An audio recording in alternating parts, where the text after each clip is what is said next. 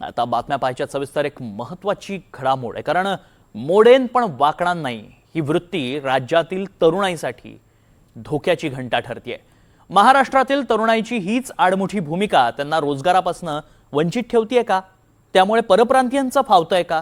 परप्रांतीय कसा मालामाल होतोय? काय घडतंय बघूया। महाराष्ट्रीयन तरुणाईला रोजगाराची ॲलर्जी, राज्यातील रोजगार क्षेत्रावर परप्रांतीयांचा कब्जा, वर्षाकाठी 1.25 लाख कोटी रुपये परप्रांतात। राज्यातल्या रोजगार क्षेत्रांमध्ये परप्रांतीयांची मक्तेदारी दिसून येते। महाराष्ट्रातून वर्षाकाठी 1.25 लाख कोटी रुपये परप्रांतात जात आहेत। सेंटर फॉर मॉनिटरिंग इंडियन इकॉनॉमीच्या अहवालात ही धक्कादायक आकडेवारी समोर आली आहे। दैनंदिन रोजगाराच्या 50 लाख ते 1 कोटी इतक्या संधी राज्यात उपलब्ध आहेत। मात्र या रोजगार संधीचा लाभ घेण्याची मनोवृत्ती मराठी तरुणाईमध्ये दिसत नसल्याचं अहवालातल्या आकडेवारीवरून समोर आलंय। याच्या उलट अवस्था परप्रांतीय तरुणांची आहे। मिळेल तो आणि पडेल ते काम करत पैसे काठीला मारण्याची मनोवृत्ती परप्रांतीयांमध्ये दिसते। दैनंदिन रोजगार संधी 50 लाख ते 1 कोटी आहेत। रोजची मिळकत 300 ते 1500 रुपये, वार्षिक उत्पन्न 1,10,000 ते 5,50,000च्या घरात आहे। परप्रांतीय मजुरांची संख्या 80 लाख आहे। परप्रांतीयांचं वार्षिक उत्पन्न हे 1.25 लाख कोटी रुपयांच्या घरात आहे। तुलनेत मराठी तरुणाईचा वाटा अगदीच नगण्य आहे। सेंटर फॉर मॉनिटरिंग इंडियन इकॉनॉमीचा जो अहवाल आलेला आहे तो महाराष्ट्रासाठी अत्यंत धक्कादायक आहे। महाराष्ट्राचं आर्थिक आणि सामाजिक वास्तव्य दर्शवणार आहे। त्यामधून अशा ज्या गोष्टी समोर आल्या आहेत त्यानुसार 80 लाख परप्रांतीय महाराष्ट्रात राहतात आणि त्या रोजगाराच्या माध्यमातून ते लोक 1.25 लाख कोटी रुपये महाराष्ट्राच्या बाहेर घेऊन जातात। म्हणजे ज्या 1.25 लाख कोटी रुपयांवर व ज्या लाखो रोजगारांवर महाराष्ट्रातील मराठी तरुणांचा भूमिपुत्रांचा अधिकार आहे ते कुठेतरी परप्रांतीय घेऊन जात आहेत आणि कुठेतरी आपण कमी पडतोय ह्या सगळ्या गोष्टींमध्ये। तर मराठी माणसाचं घरून जेव्हा येतो तेव्हा शिक्षण शिक्षण शिक्षण, नोकरी नोकरी नोकरी, मोठे उच्च स्तरावर जायचं, शिक्षण घ्यायचं काहीतरी आणि अधिकारी व्हायचं हे स्वप्न बाळगतो मराठी तरुण। तो छोट्या मोठ्या व्यवसायाकडे बघत नाही आणि घरच्याचं प्रेशर त्याच्यावर असतं की त्याला अधिकारीच व्हावं लागेल, छोटं मोठं नोकरी करून चालणार नाही, तर माझा समाज जो आहे तो माझ्यावर हसणार आहे। खरं तर सोसायटी बदलायचं काम हे सरकारचं असतं, कारण सरकारी पॉलिसी मेकर असतं आणि सोसायटी ही हळूहळू बदलत जाते। काही दशकं लागतात सोसायटी बदलण्यासाठी। सोसायटी कुठे एका दिवसात बदलत नाही, त्याच्यामुळे हा विचार तरुणांमध्ये जाण्यासाठी काही दशकं लागतील, लगेच होणार नाही। परप्रांतीय जरी महाराष्ट्रात आली तर ती काही एका दिवसात नाही आली, हळूहळू येत गेले आणि मग लोंढेचे लोंढे वाढत चालले। त्याच्यामुळं सरकारने थोडंसं पॉलिसी मेकिंग पद्धतीचं बदलल्या पाहिजे। दरम्यान गेल्या काही वर्षात महाराष्ट्रात उद्योगांची पायाभरणीही जोरदार झाली आहे। त्यातून किती रोजगार निर्माण झालेत पाहूया। मार्च 2026 मधील अहवालानुसार 8 मोठ्या कंपन्यांसोबत करार करण्यात आले। सामंजस्य करार तब्बल 44,710 कोटी रुपयांचे झाले। या माध्यमातून 7,030 पेक्षा जास्त रोजगार निर्माण झाले। Data centre, steel, green initiative, aerospace, hydrogen क्षेत्रात गुंतवणूक करण्यात आली आहे। नैसर्गिक वायू साठवण प्रणाली, फायबर उत्पादन क्षेत्रातही गुंतवणूक झाली आहे। राज्यात रोजीरोटी कमावण्यासाठी आलेल्या परप्रांतीय लोकांची संख्या जवळपास 80 लाखांच्या घरात आहे। यातून वार्षिक सुमारे 1.25 लाख कोटींचं उत्पन्न मिळतंय। त्यामुळे महाराष्ट्रीयन तरुणाईनंही या रोजगार संधींकडे सकारात्मक दृष्टीनं पाहण्याची गरज आहे। एकतर त्यांची जागा परप्रांतीय का घेतात, तर अनेक वेळेला सिन्सिअरी काम करण्यामध्ये आपला मराठी माणूस कमी पडतो।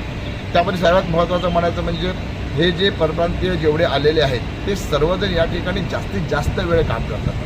त्यांना 8 तास सांगा, 10 तास सांगा, 12 तास सांगा, ते काम करतात आणि ते कमावतात। पण त्याच वेळेला मराठी माणसाला सांगितलं तर तो तेवढं करत नाही। प्लस तेवढंच नाही तर वेगवेगळ्या सुट्ट्या आहेत, गणपती आहेत किंवा काही आहेत, तर त्याला गावी जायचं असते। 8-8, 15-15 दिवस त्याला जायचं असते आणि नेमका तो गॅप इथे पडत असतो। तो गॅप कोणी भरायचा असा पण एक प्रश्न निर्माण होतो। दुसरं असं आहे की जो मजुरी जी आहे, जी परप्रांतीय जे लोक आहेत ते कमी मजुरीमध्ये काम करायला तयार होतात, ती मजुरी घ्यायला आपले लोक तयार होत नाहीत। त्यामुळे सुद्धा प्रश्न आहे किंवा काही जी अडचणीची जिकिरीची कामं आहेत ती सर्वजण बाहेरचे लोक करायला तयार होतात। मग आजच्या तारखेला समुद्रामधली मासेमारी असो, झाडावरची झाडं पाडणे असो किंवा फळं उतरवणे असो, शेतामध्ये काम करणं असो, इमारतींवरती काम करणं असो किंवा कंपन्यांमध्ये काम करणं असतो, प्रत्येक ठिकाणी हा जो बाहेरून आलेला लेबर आहे तो काम करतो, कमी पैशामध्ये जगतो, कमी पगारामध्ये राहतो, कमी सुट्ट्या घेतो आणि त्यामुळे त्यांची मागणी जास्त आहे।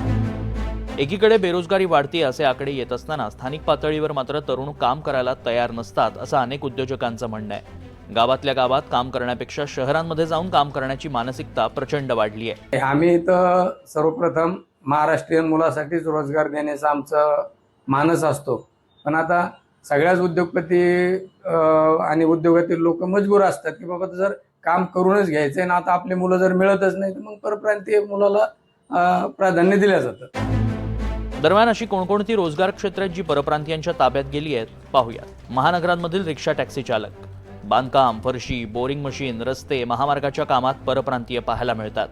राज्यभरातील वेगवेगळे खाद्यपदार्थांचे छोटे छोटे व्यवसाय, औद्योगिक वसाहतींमधील रोजंदारीची आणि मेहनतीची कामं, हॉटेल कामगार, भाजीपाला फळ विक्री, मनरेगावरील कामं, शेतमजुरी, वॉचमॅन, मोबाईल दुरुस्ती, इलेक्ट्रॉनिक आणि इलेक्ट्रिक वस्तूंची दुरुस्ती, केश कर्तनालय, चप्पल विक्री, फिरते विक्रेते, सफाई कामगार, सरबत, नारळ पाणी विक्रेते, प्रवासी वाहतूक या क्षेत्रात परप्रांतीय पाहायला मिळतात. कसं आहे सर, हा आमच्या 3 पिढ्यापासून धंदा आहे, वडिलोपार्जित आहे आणि हा भंगारचा धंदा आमच्याकडे 10 ते 12 माणसं कामावर आहे. त्यात किमान 1 किंवा 2 हा मराठी माणूस आहे, बाकी सर्व परप्रांतीय आहेत. आणि मराठी माणूस या धंद्यात जास्त भंगाराच्या बाटल्या, कचरा, रद्दी पेपर हा जमा करू शकत नाही. त्यामुळे ते हे काम करायला कुठे ना कुठे त्यांना कमीपणा वाटतो. त्याच्यामुळे आम्हाला नाईलाजाने उत्तर भारतीय जे परप्रांतीय येतात त्यांना कामावर ठेवायला लागतं आणि ते लोक जूनपर्यंत इकडे काम करतात आणि पैसे घेऊन मग 3 महिने आपल्या गावी जातात. पुन्हा सीझन चालू होतो व्यवसाय, दिवाळीनंतर पुन्हा येतात. यासह जवळपास प्रत्येक क्षेत्रातील दैनंदिन रोजगाराच्या संधी परप्रांतीय लोकांनी किंवा प्रामुख्याने तरुणांनी काबीज केलेल्या आहेत. शेती विकायची नसते, ती राखायची असते. या चित्रपटातील डायलॉगचं महत्त्व गुंड झालेल्या मुलांना लक्षात येतं, तोवर उशीर झालेला असतो. आज अशीच काहीशी परिस्थिती या आकडेवारीने समोर आलेली. राज्यातील तरुणांना वेळीच जागे व्हा, पडेल ते काम करण्याची जिद्द आणि चिकाटी ठेवा, नाही तर भविष्यात पैसे कमवण्यासाठी याच परप्रांतीयांच्या मालकीच्या व्यवसायात नोकर म्हणून काम करण्याची वेळ येईल.